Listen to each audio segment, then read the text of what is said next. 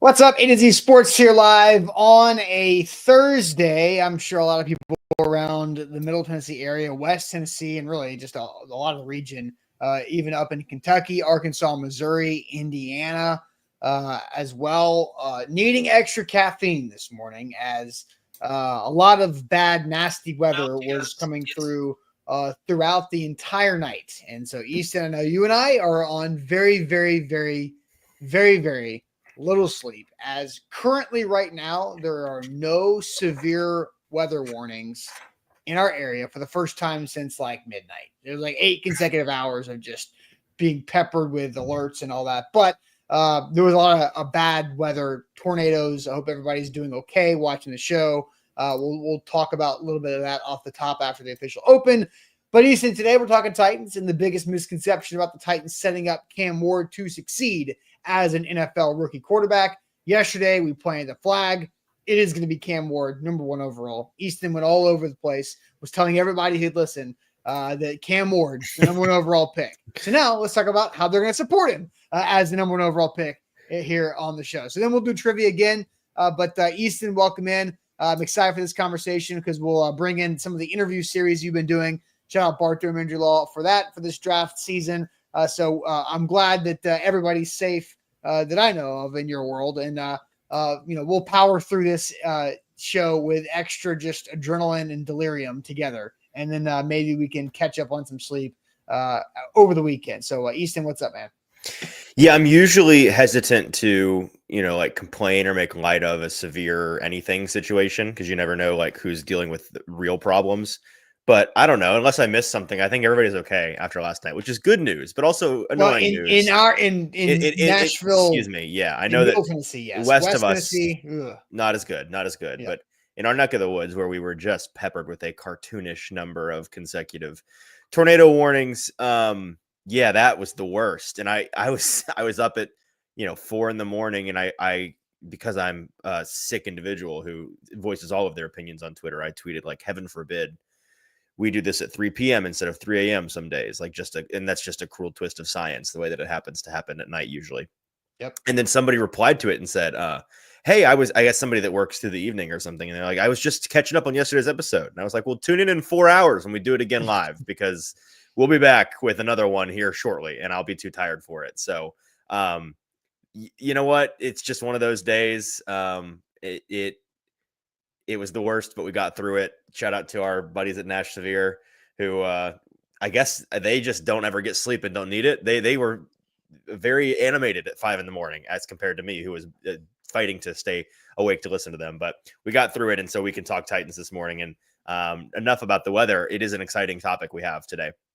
Stoked about the data we're going to get into, and I think the misconception that is really widely held in the NFL when it comes to teams drafting rookie quarterbacks, setting them up for success. We're going to break all of that down, and I think change some minds this morning. We can't do any of that, though, until folks have liked the show on Facebook, on YouTube. Hit that like button for us. It's the easiest way that you can help the program this morning. So hit like, hit the thumbs up button, and then jump into the comments. We want to hear your thoughts on today's topic. Austin, let's get it started. Yep, let's do it officially. Welcome into A to Z Sports here on a Thursday. I'm Austin Stanley. He is Easton Freeze, one of our Titans reporters for A2ZSports.com. And we're Nashville's on-demand sports talk network, going live weekday mornings at 8 Central Time on Facebook, YouTube, and Twitch. Link to the show segment by segment on our Twitter X timeline. Hit us up on Instagram, TikTok, and Threads for more great Titans content. Please leave us a 5-star Google review for A to Z Sports as a company. That goes a very long way. Do have to thank our sponsors because they make it happen for us, and they help out all of you. Wilson County Hyundai, if you need a new ride, go check them out in Lebanon online, wilsoncountyhyundai.com. The Bone and Joint Institute, boneandjointtn.org, the region's destination for comprehensive orthopedic and sports medicine care. And our friends at Bart Durham Injury Law, a crash can change your life forever, and help us just a click away at bartdurham.com. So, yes, a lot of bad, awful weather throughout the region of the country. It's, we have employees. A to Z Sports has employees across the country. We have one in Arkansas who was dealing with a lot of this storm before we in Tennessee did. Then we have somebody in Indianapolis who was dealing with this right before us in Tennessee. And I'm like, oh my gosh, I forgot that the storm was going to go that far north. Arkansas to Nashville makes sense, but Indianapolis getting hit with the same stuff and tornado-like weather. So I do want to give a shout out because as Middle Tennessee, for the most part, okay, we've got a lot of flash flood warnings throughout the day, but I do want to give a shout out and a thoughts for Selmer, Tennessee. Selmer, Tennessee, just in West Tennessee, got hit very hard by not like one, twice, I think. Yeah, 2 tornadoes overnight, like about 2-3 hours apart from each other, both in the dark. When, like you said, Easton, for whatever reason, it seems like our state, just how it works with the atmosphere and the timeline of how the storms come through. I was literally researching it last night. This is a They're scientific always thing in the middle of the night, and there's a reason for it. It just that's where we are planted in this storm sphere, and so but do want to give a shout out to Selmer. The pictures online, if you search Selmer tornado, that you see him on Twitter, it's brutal. Oh, That is was it? I've not seen it yet. Yeah, that was a dangerous, big, powerful tornado that was on the ground for a long time, and thankfully for others, it was a weakened by the time it got towards Middle Tennessee, and didn't do any more damage. But shout out to Selmer. Hope everybody is okay. I've not seen any reports on that, but did want to mention them before we go into this because it was just about, it was March 3rd, 2020. Today is April 3rd, 2025. Oh, was it 5 years ago? Holy 5 years and a month, to be exact, ago is when the devastating tornado ripped through a lot of North Nashville, downtown, across East Nashville, and did some very heavy devastation. And so Zach and I have been, Buck had his house and his neighborhood get affected at that point. And so we've lived this show before. And so unfortunately we have, but want to make sure everybody's okay there. So on to the Titans conversation. So Easton, you've been doing our draft interview series. Shout out to Bart Durham Injury Law, where you have a draft analyst on once a week throughout this entire draft process, starting actually with the Titans' biggest, most important draft analyst, Brian Callahan. That's right. Was the one who kicked off the draft interview series back in January. Been downhill since day one. Bunch of bums on the show since then. But you have had really good conversations to help kind of get a different perspective and zoom out when it's talking about this draft process and the Titans overall. And I think it is fitting that yesterday we did the whole plant the flag for Cam Ward at number 1. And now we have a conversation we can have about the supporting cast around a rookie quarterback and how important is that to that quarterback succeeding or failing. Because, Easton, I'll tell you this. Back in the 2015 draft, the Titans did the 2nd overall pick. Marcus Mariota was selected. My opinion at the time on local radio with Zach and I was I did not think the Titans were ready to support Marcus Mariota as a rookie franchise quarterback with the 2nd overall pick. I thought it was going to be a bad thing from the beginning, and they weren't ready for him and would set him up to fail. So we're going to talk today on, is that fair and correct logic? Mm-hmm. What all goes into that? Because I think, we talk about the biggest misconception about the Titans setting up Cam Ward to succeed as a rookie in the NFL. We're going to dive into this, and I'll let you set the table here with your conversation with Kevin Cole. It's also across our YouTube and Facebook too. Yeah, so Kevin Cole, if you don't know who he is, formerly a PFF data scientist, he now writes a really fantastic Substack, which I highly recommend. I'm not somebody that is like 17 subscription to Substacks, but there are 3 or 4 that I subscribe to. The Go Long Substack is fantastic. Kevin Cole's Unexpected Points is another one of those. He does really thoughtful work, and it's different from anything you're getting most other places. And he wrote this article that I came across actually earlier, about a month ago now, that I thought was really sharp. And we've been kind of playing phone tag to get this together. And he was gracious enough to give me some of his time to talk through. The article titled, "The Titans Look Like a Mess. They Should Still Look to Draft a Quarterback at number 1 overall." And it is essentially looking at, historically, does the data support this idea that we all seem to have about, hey, you maybe should think twice about drafting a quarterback highly if you aren't set up to support that quarterback, if you don't have a landing spot for that quarterback to succeed. And I want to play the first clip we have from him where he kind of sets the table for what he did and why he did it, what this research was even born of. It was born of a clip from Mina Kimes, who kind of voiced, I think, the opinion that most of us have. So let's play that first clip and have him explain what exactly he did here. Where Mina essentially said that, well, didn't feel like the Titans should make that pick because it isn't a good environment for a quarterback. And then, to her credit, she immediately turned around and said, well, what the hell? We thought the same thing about Jaden Daniels probably last year or other quarterbacks in the past. So who really knows?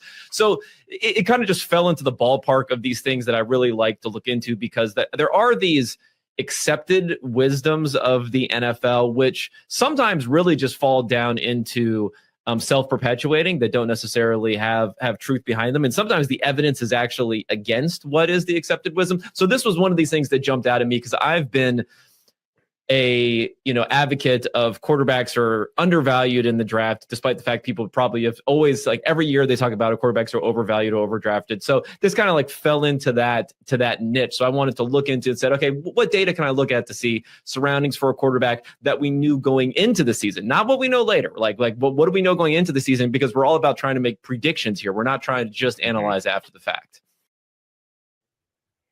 So my first takeaway from that minute 7 clip of the conversation is you have Jaden Daniels in Washington, but you also have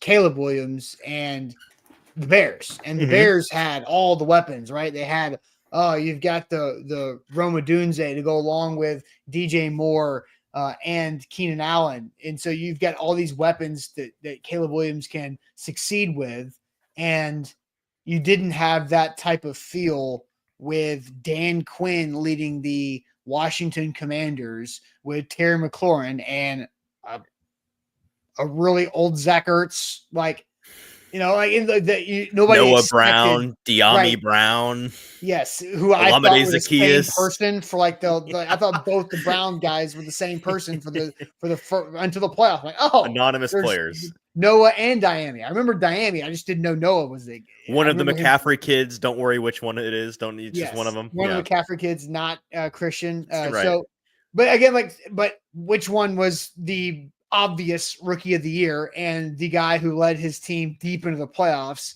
So again, kind of a narrative buster last year, right? I mean, it's one data point, but I mean, coming off of the heels of that isn't a microcosm what we're kind of talking about this morning.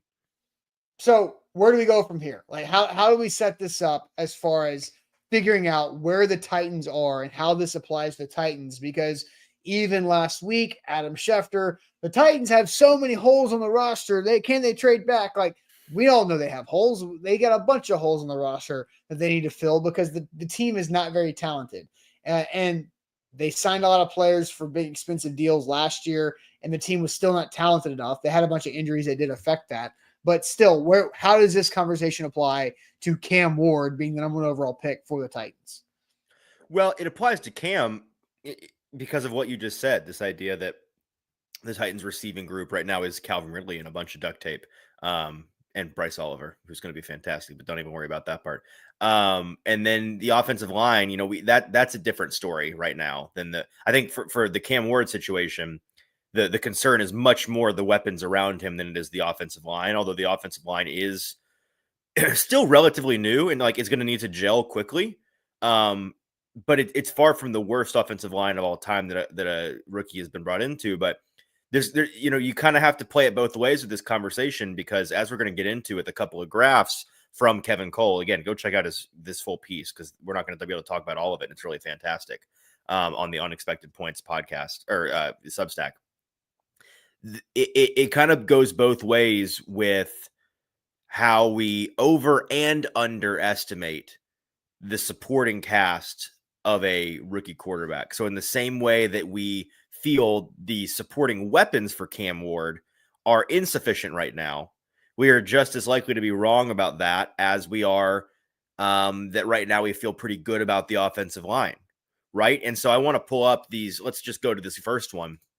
Here is the offensive weapon rankings and rookie quarterback success. So this is eliminating the offensive line from the picture. This is just running backs, tight ends, and receivers. And the metrics that he used for quarterback play, he just chose EPA per play, which is the best. I mean, all of these stats are team stats, and EPA per play is a team stat, but it is easily the most impacted by the quarterback's play. So we're going to use it as a quarterback stat here to best estimate how well that quarterback played that year. And then he used the Bill Barnwell offensive weapon ranking, which Bill does a very good, very thorough job of this every spring and summer, where he goes through and ranks the offensive weapons around each team's quarterback. Again, an imperfect metric for this exercise, but there is no perfect metric for this exercise. And the whole point is we're trying to get something that is as close to a consensus prediction about how good the offensive weapons are going to be. Because again, the predictive element of this is the key. How good or bad we all thought it would be going into the year. And so when you look at this and you try to see a trend between how good the weapons are around a quarterback versus how well that quarterback ended up playing, again, as a rookie, and these are all first round pick quarterbacks. So you're going to see like Will Levis is not on there, for example. He's a second rounder. You see that trend line in the middle, it's flat. There's no correlation. The success of a quarterback in the rookie year for first rounders in the last, I think this is a 10-year sample size. And he goes back at least to Mahomes. Right. Who is interesting because how does Mahomes count? Because he didn't play really as a rookie. Right. He may have just thrown Mahomes in there for reference. It may have been his first full year. Yeah. And so and neither did Lamar Jackson. So for what it's worth. Right. Exactly. But I mean, look at Mahomes, for example. We can point out a couple of guys in here. Mahomes is Barnwell's offensive weapons ranking for him was like 27th going into that year, which is not to rip on Barnwell, but as Kevin Cole points out in the piece, like that kind of thing you'll see if you start to break it down guy to guy. We're pretty bad at this collectively. We're not awesome at predicting how good or bad the offensive weapons or offensive line play around a rookie quarterback is. And that's Patrick Mahomes going into a year with Travis Kelce and Tyreek Hill, right? And we collectively, Barnwell in his article wrote what we all collectively thought, that it was a easily bottom half of the league set of weapons. And yet Patrick Mahomes had, the best EPA per play of anybody on this chart. So ideally, like Caleb Williams and Daniel Jones being on the far left of this, they should be way higher up the vertical axis. Right. We thought their weapons were awesome. And I'm trying to remember who all was at Daniel Jones's disposal that we thought was awesome besides Saquon. Oh, what? That in 2019. Was Odell still there? I guess so. Probably. Maybe. I feel like it would have to be. He was for not. This to be like this. He was not. Well, then who the heck were the receivers? Was this when we thought Kenny Golladay was good? They paid Golladay a ton of money, and we thought. I think awesome. the lack of sleep is making me have no idea. Like the 2019 Giants, who knows? Well, the point is, we thought they were going to be awesome. Sterling Shepard, right? I have no idea. But anyway, Pickett, Mayfield, Herbert, Watson, Rosen, Evan Ingram or something. Right. Those are the guys that have kind of Evan Ingram. Yeah. Those are the guys that are kind of the outlier. And then go ahead and pull up the other chart for us just to get the full picture. This is the same thing, but with offensive line rankings. And this is the PFF predictive preseason offensive line rankings. And you actually, and again, because this chart, I know in our heads, this looks like a positive trend line. It's actually negative because it's actually a negative trend line because the rankings are first on the left and 32nd offensive line on the right. And so this shows that there's actually negative correlation between how good a top pick quarterback is in their first year and how good we thought their offensive line situation was going to be. And you see some of the more notable guys in here, like the 2021 class of Joe Burrow and Tua Tagovailoa and Justin Herbert all joined up there in that upper right-hand corner. They all joined like maybe the number 1, number 2, and number 3 worst offensive lines that we thought were going to be in the league that year. And they were all really good as first-year quarterbacks. You see Patrick Mahomes apparently joining one of the better groups. Mitch Trubisky and Mac Jones joining what we thought was some of the best groups, but Richardson and Caleb, similar situations. Yeah, man, the data here And we can kind of break this down however you want. I know you intentionally didn't look over all of this beforehand. You Yes, wanted to I wanted to react come it. in here blind, just like all of Right. everybody watching the show. So I am soaking up all of this stuff in real time, just like you guys. And Jason says this is really good stuff for everybody to see. People have their opinions on it, and they're usually wrong. So the summary of everything is that you and Kevin Cole, and you guys can go watch the entire interview that Easton had with Kevin Cole on our YouTube and Facebook. And we'll have another clip to play here later. But the supporting cast and the rookie quarterback success, the correlation maybe doesn't make any sense. So let's just There may ask be you, no correlation. maybe there isn't. So let's ask this question to you guys as it matters to the Tennessee Titans this year. The Titans having a strong supporting cast around Cam Ward, would that be a big deal, a small deal, or a no deal for the Titan situation? Would that be a big deal, small deal, or no deal? The Titans having a strong supporting cast around. Now, this is hypothetical, right? Like, how important is it for the Titans to have it? Would it be a big deal, a small deal, or a no deal for Cam Ward as a rookie? So we want to throw that out there to you. But Easton, if you could tell us all about our friends at Bart Durham Injury Law. I would love to. Our friends at Bart Durham Injury Law believe that a crash can change your life forever, but help is just one quick phone call away or one quick click away at bartdurham.com, which we can throw on the screen right there. They believe that you deserve to be paid over there. The team of attorneys at bartdurham.com are available to be reached 24/7. They can answer your legal questions at 615-242-9000. They can be meeting with you not just whenever, but also wherever is most convenient to you. So that includes virtually over the phone. Visit their website, bartdurham.com, for the current news and blogs they have up on there, as well as to contact or to live chat with them. They've been in business since 1975. So they have 50 years of experience dealing with all kinds of wrecks, located locally here in Capitol View, Nashville, but they can fight for anybody in any kind of automobile accident in Kentucky or in Tennessee, led by Blair Durham, a Marine veteran, a great Tennessean, doing things right over there at bartdurham.com, where your big truck wreck is their fight for justice. Also, make sure that you hit that like button, like the show if you haven't yet, on Facebook and on YouTube. That goes a long way. We're all a little sleepy this morning because of the awful severe weather and tornadic activity that happened across the state last night. But a like will go a long way and give a little extra juice into that algorithm this morning on Facebook and YouTube, as I'm going to need another dose of caffeine after the show today to power through this Thursday. So I'm in the process of putting up a YouTube poll right now as well. So the question is the importance of a strong supporting cast around rookie quarterback Cam Ward. Is that a big deal, small deal, or no deal?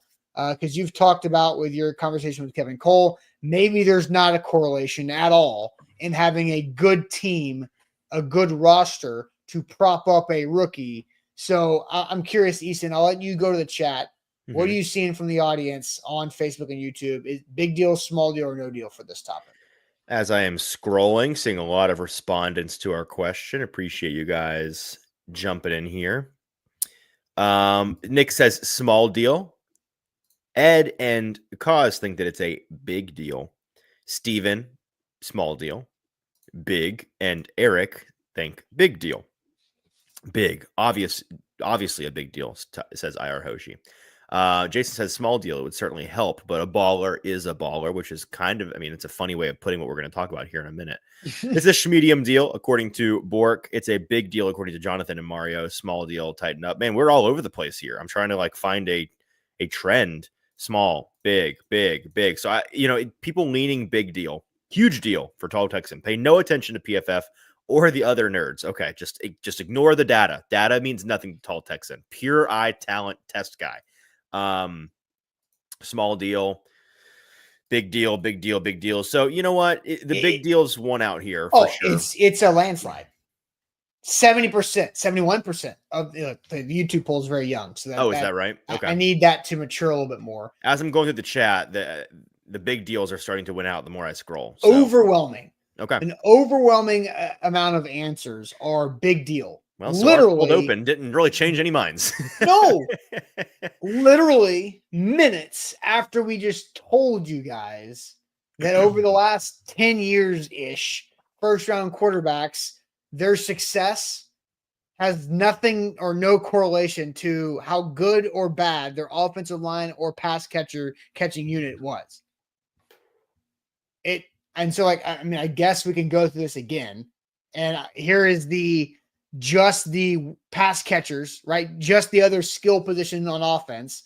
And if you are on the left side of this, that means you had the better supporting cast. If you're on the right side of this, that means you had one of the worst supporting casts, according to Bill Barnwell, in the NFL that particular year. So Caleb Williams and Daniel Jones were below the EPA per play average for first-round quarterbacks in their first year of playing. Josh Rosen was terrible, shocker, overall. And the Cardinals were a bad team, too, and they got the number 1 overall pick, then draft Kyler Murray, and then Kyler Murray is where on this? A worse team, but way better as a quarterback. I think that makes sense. Like the difference of Kyler Murray and Josh Rosen as NFL quarterbacks is that difference on the vertical axis there. So the quarterbacks that you see that are below that dotted line are quarterbacks that need to prove more. Now, Drake May, Caleb Williams, CJ Stroud, who's hovering the line, obviously early on in their careers and have the ability to overcome it. But the other guys that failed, Jones, Pickett, Rosen, Haskins, RIP, Zach Wilson, Bryce Young, Sam Darnold, Justin Fields, Mac Jones, all were quickly no longer on the team that drafted them and no longer a starter. Regardless of what, now you throw in the offensive line into this, and the same names are down or below the dotted line. So, the answer should be no deal. You think so? Right? That's what the data shows. Well, I think it's small deal. Okay. And I can explain why if you want me to, but I don't want to. No, I want to do give it. you any. Okay. No. The reason why I think it's small deal is because the data isn't actually data. It's predictive data. And so what we have to kind of suss out here is how much of this is showing us that it truly doesn't matter, that there is no correlation between how good the weapons around a quarterback are and how good the quarterback is, and how much of it is we suck at this. As a collective, we are bad at predicting ahead of time how good a unit is around a quarterback. And I think the answer is it's a little bit of both. I do. Because it wouldn't be this definitively no correlation if there wasn't at least a little bit of truth to the idea that we way overestimate the long-term impact on a quarterback's success of the situation around them. I think that part is true. But I think it's also true that we are historically not very good at knowing ahead of time. And I want to kind of explore both of those ideas. All right. So you say small deal. I say no deal because this is talking about the teammates, right? Mm-hmm. I think it shows to me that the coaching is what matters most. It's like because let's just look. Like, I think it's the dude that matters most. Oh, okay. Yes, I'm talking about like outside of the dude. Okay. Like, yeah. Sure. Because like Caleb Williams, what happened to Caleb Williams this year? Like, was Keenan Allen bad? Was DJ Moore bad? Rome Odunze had some growing pains. Like, those are still good receivers. But what was the problem? Matt Eberflus was fired on Black Friday after Thanksgiving because he was a bad head coach. And we knew that going into it. And so even though they had a really good pass catching supporting cast for Caleb Williams, it didn't matter because the Bears were doing dumb stuff on offense because of their head coach and their offensive coordinator were not set up the right way. And then Josh Rosen, his coach got fired. I'm pretty sure Dwayne Haskins' coach got fired because whatever their nickname was at the time of that year probably wasn't going very well. The Jets, we actually talked about Zach Wilson. That was Robert Saleh's first year. So they were starting over, right? Bryce Young, his coach got fired. The Jets and Sam Darnold, it's the Jets and Sam Darnold. Mac Jones. He got fired, though, I think. Which one? Darnold's coach, didn't he? Was he? Yeah, he was That's pretty solid. Yeah, it was definitely pretty solid. I don't remember. Yeah, I'm pretty sure Darnold got the guy fired, but yeah, Mac Jones got to the playoffs. Drake May's coach got fired, but Justin Fields got his coach fired the year after or two. Anthony Richardson, they should have. So Kenny Pickett probably should have. And then you have Kenny Pickett, who is just the outlier of Mike Tomlin, but that was also the 20 whatever overall pick, not like any of the other guys on like before. I guess you have Lamar Jackson was 32. But other than that, all these other quarterbacks, 12, with Bo Nix is the latest pick outside of Kenny Pickett and Lamar Jackson. So I think that matters as well. Mahomes was what, 10? Mahomes was 10. I guess Haskins was 15. Allen was 6, 7. Yeah. Yeah. So my answer is no deal because I don't think it's the players that matter. I think it's the coaching staff and it's the marriage of the coaching staff and the quarterback. That's the most important thing. The players can be made better with better coaching for the better quarterback. The players look really bad if the coaching and the quarterback are not good fits or one of them is bad. Sure. And before we go any further, I think this is the appropriate time to play the second clip we have because Kevin lays out kind of his theory on all of this, and to make what he says make sense, I guess I need to kind of lay out the question that I asked him that I cut out of this clip. I asked him about how much of this is how much of this lack of correlation is due to us being bad at predicting it versus and he wrote it this way in the article. Sometimes we're right about the cast, but in hindsight, it looks differently because a good quarterback is a tide that lifts all ships, right? So how much of this is us being bad versus a quarterback being good enough to just change what we previously thought? And here was his answer. If it'll play. Yeah, I mean, I'd lean towards it being more about the quarterback, but I'd also emphasize that I think it's just that they're both very, very important. And it's not I mean, I guess bad is also like one of these terms, and I would say we're bad at it. Okay, so I'm not saying you're wrong to say bad at it. Right. We always have to look at things as a relative advantage. Like it's like the NFL draft generally. People say, oh, everyone's really bad at drafting. And I think that's true if you figure we only have a 50-50 chance. So, but the way that you get an advantage, and that's just kind of like part of this analysis or part of a lot of my draft analysis is you don't say, well, something that we're inherently bad at, you just do it better than everyone else because it's just really, really, really hard to do. And when it comes to non-quarterbacks, this is also part of the value proposition of drafting a quarterback and why the quarterbacks are so important. I mean, year over year, because of the length of their careers, because of how often they're involved, because of how much feedback and evidence you're getting on the field, because of their impact on the game. We just know a lot more about quarterbacks and how good they're going to be next year versus other players. I mean, most players in the NFL, non-quarterback positions, even if they're good, we're talking about breaking out in their first, second year, having a few seasons. Most free agents are good for maybe one season. Most of them are not going to continue on for 2 seasons. Most of them are not even good for 1 season, right? And then draft picks. We're adding in another huge element into the mix where we're just rolling the dice over and over again on whether these players are going to be good. So it's just also hard to be confident. I mean, let's look at someone like, I don't know, the Miami Dolphins going into next year. You know, who is Tyreek Hill going to be next year? It's really, really hard to guess something like that. And there are a number of other really important receivers who may be in that sort of age range where they're nearing the end of their primes. And, you know, there are certain players who continue on forever, you know, into their mid-30s. And we remember those in our head, but there are many, many, many more players who look like they are going to be superstars who then trail off before they even get close to 30 years old. I think in that situation with Tyreek Hill, he brought up, like, who is more likely to have the unexpected drop off the cliff? Tyreek Hill or Mike Evans? Right. I mean, it's Tyreek. Yeah. Yeah. So, but what's your point? Why do you ask that before I respond to that? Because because you don't know when the fast guy is going to lose the step. True. it just happens, and the fast guy doesn't know when he's going to lose a step. It just happens. Sure. It's almost like you wake up and you're slower. And why? I don't know. That's just how it was meant. That's what it was meant to be. Sure.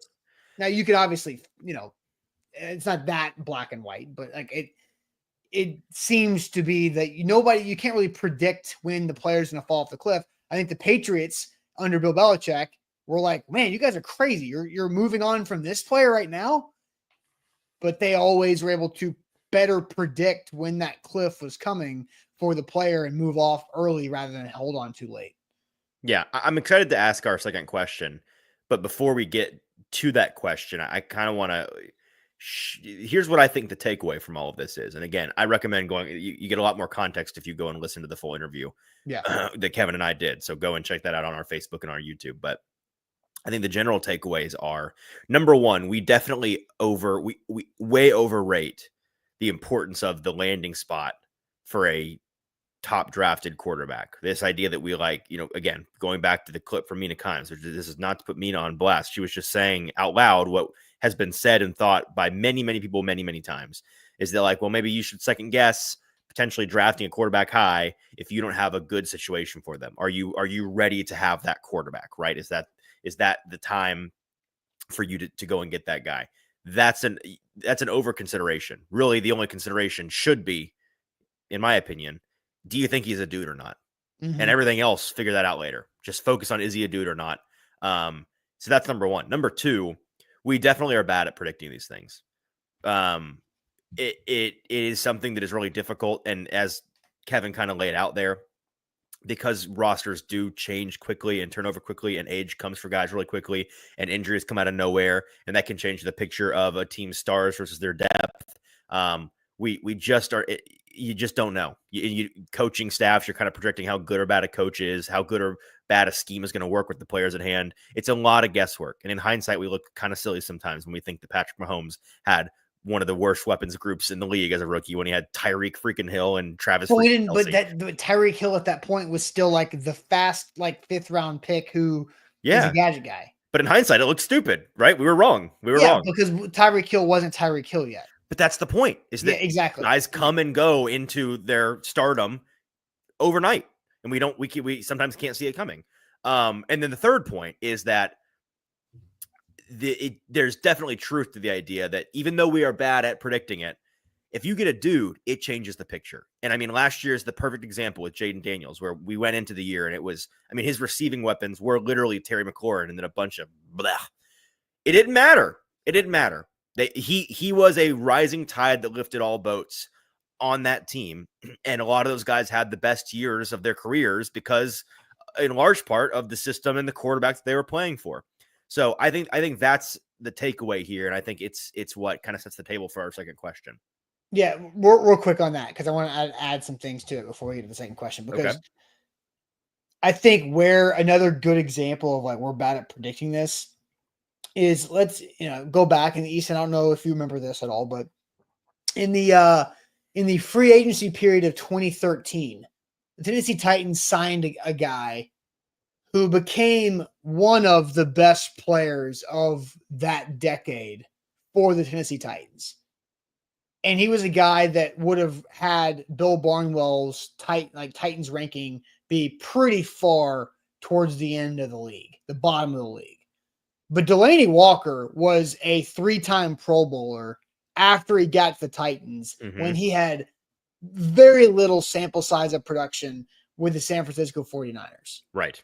So, but an addition of Delanie Walker in 2013, you're like, the Titans aren't going to just automatically improve their tight end group and their pass catching group because they signed Delanie Walker to a whatever the hell contract. But it ends up being one of the best free agency acquisitions of this franchise history. Good point. But it wouldn't have been viewed that way until afterwards. Corey says he was tight end number 2 in San Fran. Not really. He was tight end number 3, a fullback, and a kick returner. It doesn't matter. The point is, he was a rotational. Yeah, and Hassani, player, not even close to a star. I was going to say Rashard Matthews was going to be my first example, and then I thought about Delanie even before that. Rashard Matthews, the same thing. He came out and exploded his first year in 2016, wasn't as good as his second year, and then his third year, he and Vrabel didn't get along very well, and then he was off. And Right. so, but I think there is truth to that overall. And I want to go back to the overall first part of it too, because I saw a couple comments. Scott Weaver said Adam Gase, he thinks, was the coach when Darnold got there, which that timeline sounds correct.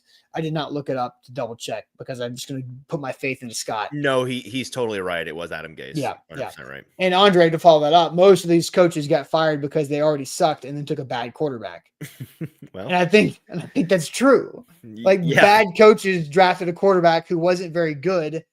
Newsflash, bad coaches tend to be the coaches of the bad teams that are drafting at the top of the draft because they were bad teams. Because of the quarterbacks that we already know for sure are bad, like Sam Darnold is the only one who has benefited from good coaching later in his career who was bad early.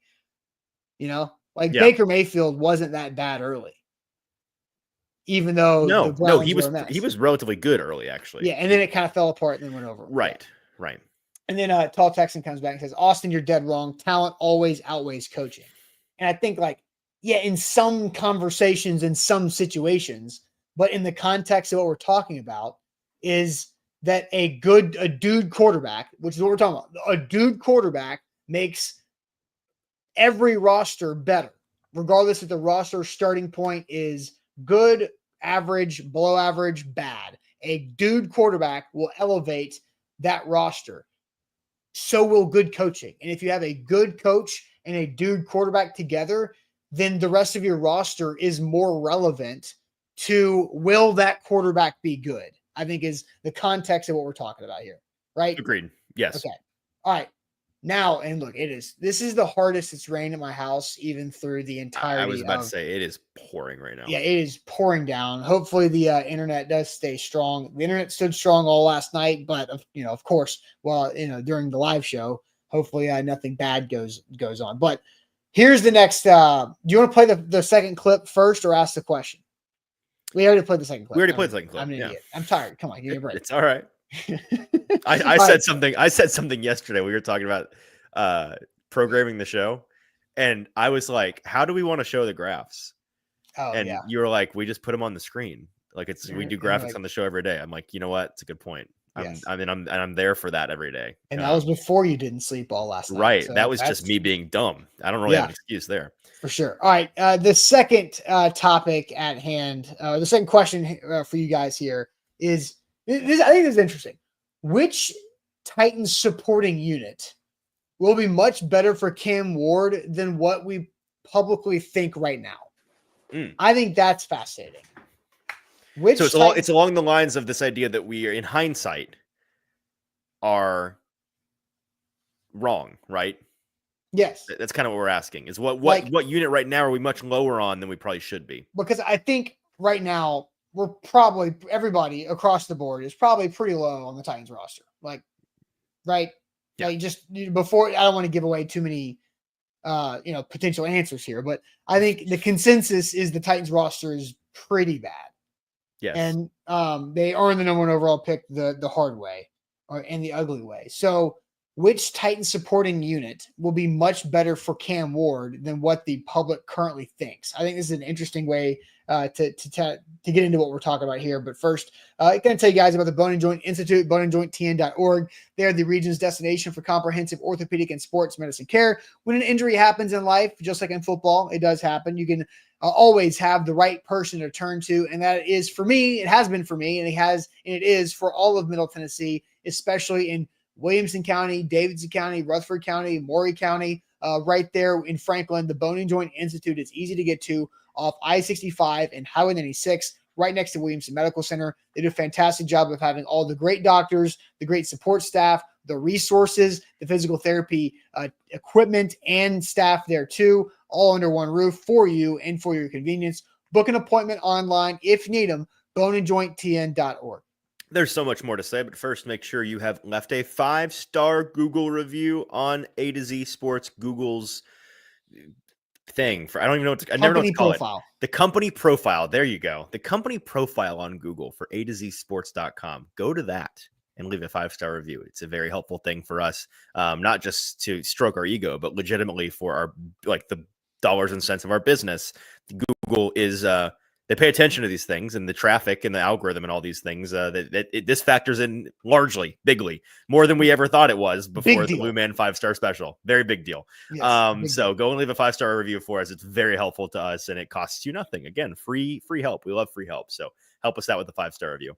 Yeah, Bork, you're right. The struggle is real today. I took a nap for maybe an hour between like 5:30 and 6:30 because I was watching severe weather coverage from 12:30 to 5:30. half of the show I've been thinking about the topic at hand. The other half of the show I've been thinking about when in my day I'm going to take a nap later. I mean, I've also like I don't know how I was surprised myself how quickly I just ripped off county names. But I've been listening to it for 5 hours. I was about to say they're ingrained in your head as you were half awake listening to them.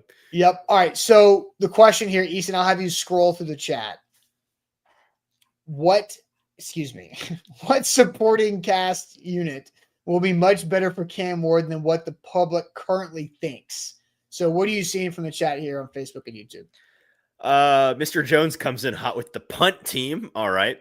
Offensive line says Hassani, as does C. Rich, as does Dax and Albert. Mario and IR Hoshi say it's the receivers. So does C. Rich answered twice. Well, C. Rich, you only get one answer. We're taking your first one. Rookie says the receiver room. Gabriel says specifically Luther Burden. Okay.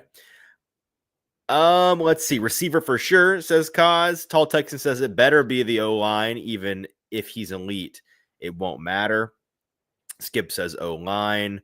Corey says O-line. Jonathan says, how about the tight ends? As does Scott.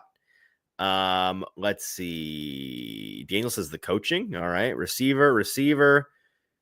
Special teams, O-line, receiver. So it's a split between the O-line and the receivers as the lead, I would say. And so Cap says, how is it the receiver room? LOL. Well, let's talk about that. Because they are probably publicly the worst. Oh, yeah. 100%. All right. How would you rank the support cast for the Titans right now between O-line, receivers, tight ends, running backs? It's four groups, right? How do you rank those? Best to worst, or least bad to most bad? Right. Best to worst worked, by the way. It's all right. I would say receivers right here. And then I would say offensive line. Your receivers the best? Oh, sorry. Now I'm the dumb one. Running backs right here. Running backs. Yeah. Offensive line. Tight ends. Receivers. Yes. So the receivers are the worst. Yeah. Running backs are the best. O-line and tight ends probably. O-line's no. I mean, I'd say running back and O-line are the only ones that publicly people will have some faith in. If you could guarantee that Lloyd Cushenberry was back from the Achilles and feeling good, sure. Seitler and is J.C. Latham going back to the right side, all this stuff, right? But I think running back, Tony Pollard's good, and if him alone Spears is healthy, he's useful. And I think Tony Pollard alone gives you the confidence that the running back's going to help the quarterback pretty much. Yeah. Like Tony Pollard is the most consistent thing the team had last year. It's true. I'm not sure I've mentioned Tony Pollard's name once this offseason. I have not until now. You're absolutely right.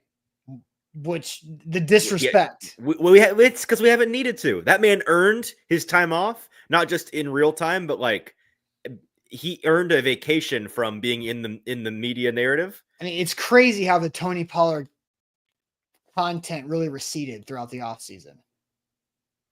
We're all giving him the space. He deserves it. Okay. So, all right. So how would you answer the question then? Because I guess to answer Cap's question, they have the receivers can be an option here because they have the most room to be better than what we thought. A lot of room for improvement. Yes. My answer is the receivers. I understand why folks say the offensive line. But again, I think that's misunderstanding the question. The question is which group is going to be better than we think. I think the offensive line is going to be as good as we think, or maybe a little bit better than we think, maybe a little bit worse than we think. I think that the general opinion on the offensive line right now is that this group is probably going to be good, and they better be good because there's good players on it, and they've spent a lot of time and money and effort and resources.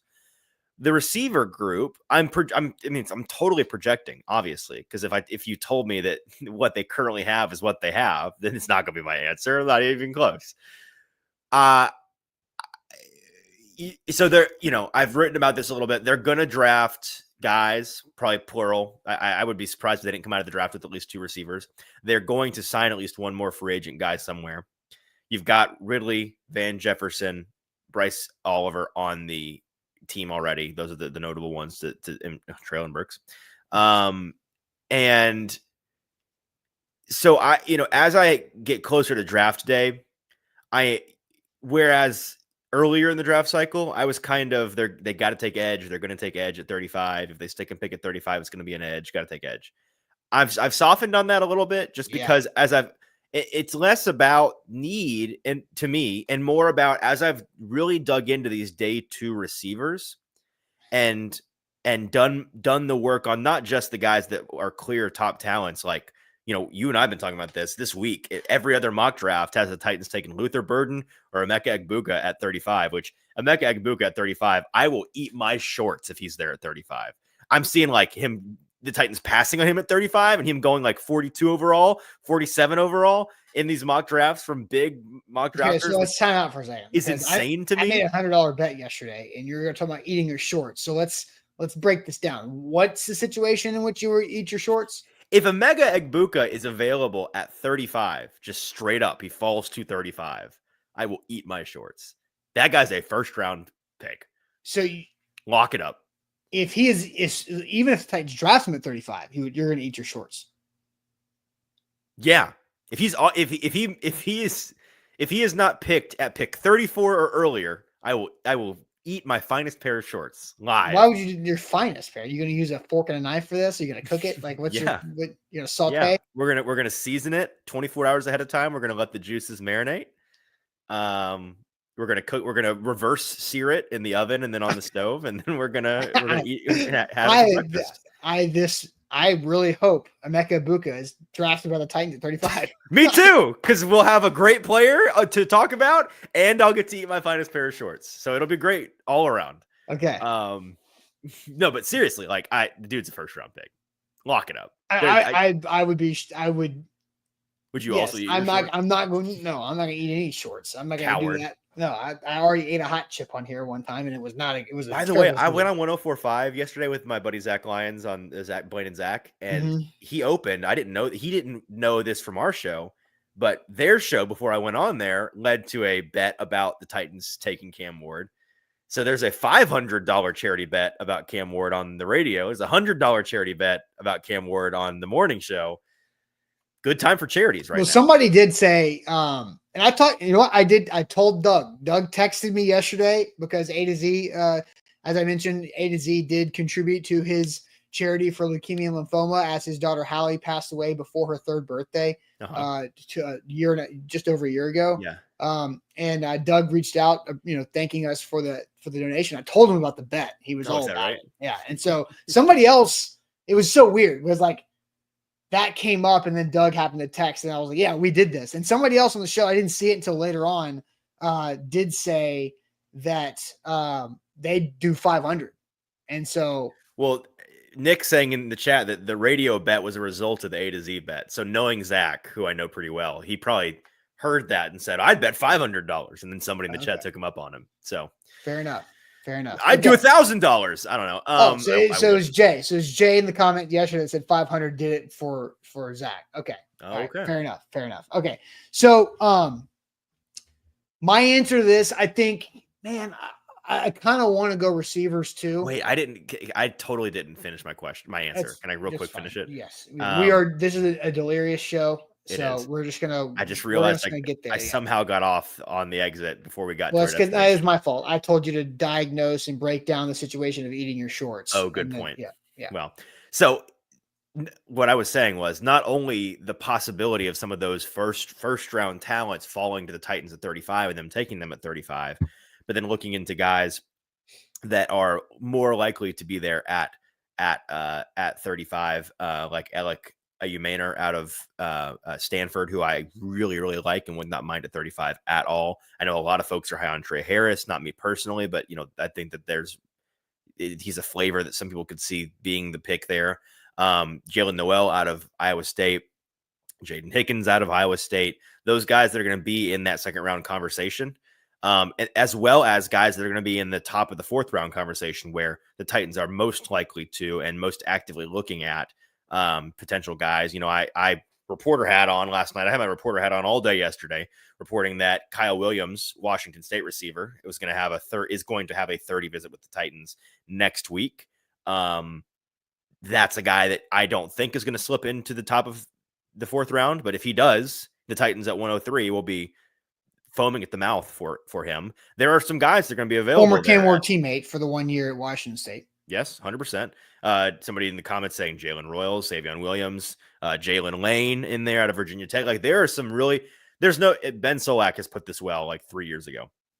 There is no such thing as a bad receiver class anymore. They're extinct. And even when we come into a year like this year and everybody's like, I don't know, this receiver class is like not as good as, nope, we eventually realize it's a really good it might not be like this receiver class doesn't have Malik Neighbors, Marvin Harrison Jr., and Marvin Dunze at the top. Yeah, it doesn't have the guys. It doesn't have the top or Brian Thomas Jr. line guys. Like, right. But I mean, listen, give it a year or two, and it is perfectly within the realm of possibility that Rome Odunze just never quite pans out. Marvin Harrison Jr. never reaches his potential. And Brian Thomas Jr. is clearly the best receiver out of that draft class, or both the LSU guys are clearly the best receivers out of that draft class. And then this year, you've got like Travis Hunter is a top 3 receiver in the entire NFL suddenly. And one of the, some of these, like Emeka Egbuka is considered one of the, he's considered like the, I don't know, the Tyler Lockett of some team where he's just like a star, number 2 for somebody.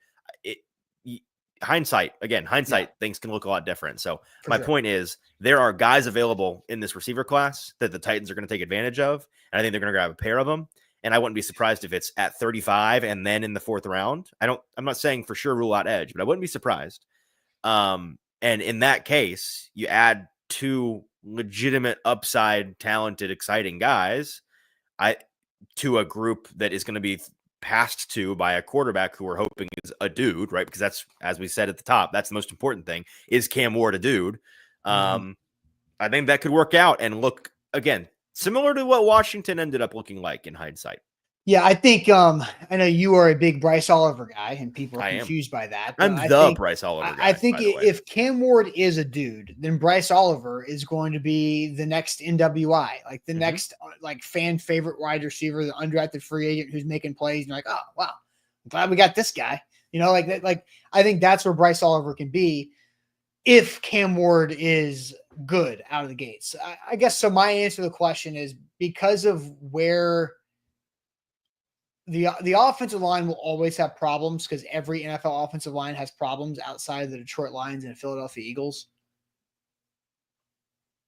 So yeah, sorry, I just got random news. Joe Milton traded to the Cowboys just now. Are you kidding me? just by the way, Joe Milton to the Cowboys. Can't wait to see what draft pick they gave up for him. Probably something too high. Oh, 7th. Okay, 7th round pick. Never mind. That's fine. All right. So sorry, continue. Not to derail you. No, it's great for content. Yeah. Oh, you're telling me Joe Milton, the former Vol quarterback, was a freaking rocket cannon arm going to the Dallas Cowboys? Perfect. Sure. Perfect. Thank you, Jerry Jones. God bless Jerry Jones. Juicing up the month of April even more for no reason. Doesn't know who Micah Parsons' agent is. David Mulgeta, one of the most famous agents in the entire league, but does know how to get a hold of Joe Milton. Prediction. Jerry Jones will have a comment and say something about Joe Milton's like physical stature. Jerry Jones will make a joking and just comment about how Joe Milton could play defense. I guarantee that's going to happen. I think he can play anywhere on the field. You know what? You can line this boy up at any position, probably. You could probably put Joe out on the edge and let him rush the passer himself. Yeah. I bet Jerry says something stupid. Owners are incredible. I love owners. Owners should talk more. Yeah, I agree. Because they just put their foots in their mouth. So my answer is foots. I don't know. I think my answer is also going to be wide receivers. Oh. Because I think Calvin Ridley's going to be better. I think I do think that they're going to have a similar free agent addition like Tyler Boyd in May. And I think there's some options out there that could fit for Cam Ward. I like Van Jefferson. I'm biased because I know Van. I covered him when he was in high school at Ravenwood, and he's a good dude. Knows the receiver position. His dad was the receiver coach for the Titans when he was in high school at Ravenwood, and so I think Van is a really good fit for what the Titans are trying to do here and can be reliable. And it's all about being reliable. And if Calvin Ridley can be consistently reliable, and then you have another veteran to go along with Van Jefferson who can be reliable, and then draft one of these secondary rookies who's maybe not the biggest talent, but they are drafted fairly high because they just know how to play receiver, probably because they're reliable. You know, a part of a big attribute into playing wide receiver, especially if you're not the physical freak, is just knowing how to get open and knowing where to be. That's reliability and trust. And I think that's a factor that some guys have and some guys have to rely on if they're not 6'4" that runs a 4.4 40 or whatever. So I'm also going to say the receivers have a chance to really surprise us. Okay. All right. It's time for trivia. Yes, Before we both lose our minds. It is time for trivia. Okay. The problem is, like, you know, the whole thing today is a balance of how much caffeine is too much caffeine to take a nap, but how much caffeine is not enough caffeine to continue to operate until I can take a nap. Right. That's going to be my balance today. So we'll see how it goes. But it is now time for trivia. Let's do it again. Shout out to Wilson County Hyundai. If you're looking for a new ride, they can help you out. Save some money on that vehicle. Go see them in Lebanon online at wilsoncountyhyundai.com. Easton, are you ready for some trivia? Hit it. All right, here we go. Let's see how this is going to be an interesting trivia because of our brains currently. I know, and I'm already eyeing this one right here. But we got a baseball in here. We need MLB fans to lock in the chat right now. We need you. All right, guys. I'm not sure Austin and I have ever gotten the MLB one on our own. So here we go. Ready? Probably right.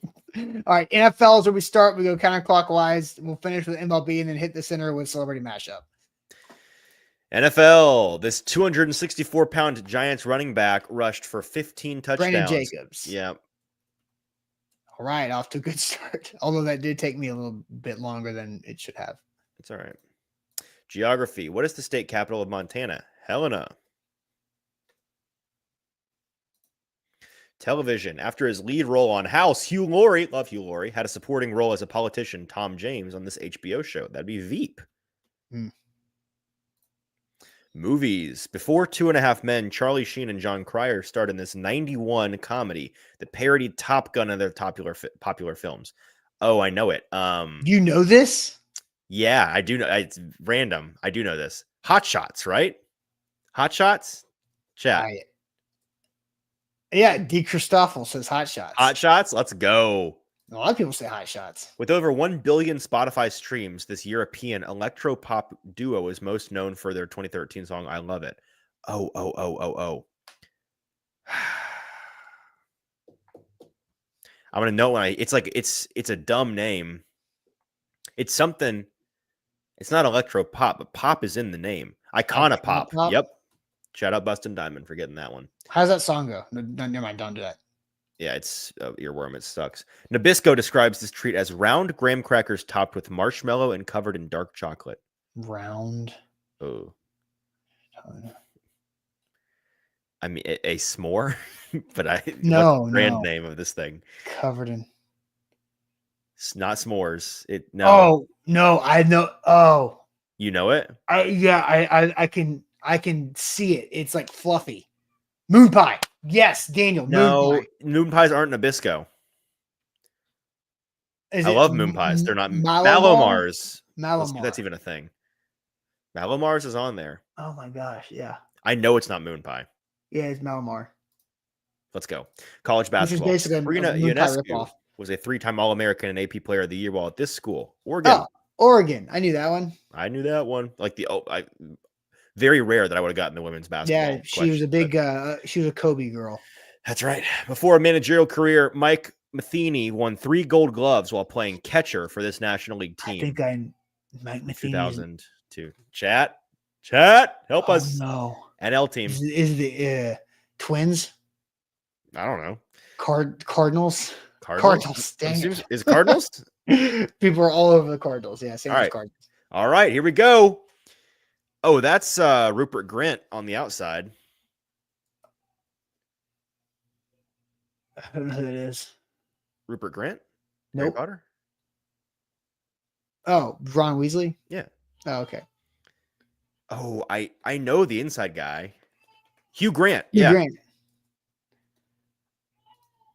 Woo! 305. Pitbull. 5, 9 for Pitbull's 9. Is that the record? I think so. I mean, it sure seems like it. Okay, we think 305 is the record. I mean, I don't. Somebody Have we can ever try to gone prove us wrong. sub 3 minutes? Perfect 9 for 9, sub 3. I'm not sure it's been done. That was a Grant and Grant type of day. Right That was there. a Grant and Grant. All right, and I agree, Sean. Good job, team. Good job, team. Setting a record on a sleepy day. True. Unlikely, but it is what happened. Hey, that works for me. All right, guys, that's it for us. Like the show. That goes a long way. Hit that like button. Subscribe to our YouTube channel. 5-star Google review. Continue to stay safe. If you heard nothing over the last hour and 6 minutes, do not drive into a flooded street. It won't work. Yes. Your car's not a boat, to quote the Nash severe weather guys last night. Your car's not a boat. Don't do that. Flash flooding all over the place. Stay safe. Shout out. Hopefully, Selmer, Tennessee is okay. And we'll be back tomorrow on a Friday to wrap up the week. Enjoy your Thursday. Appreciate it as always.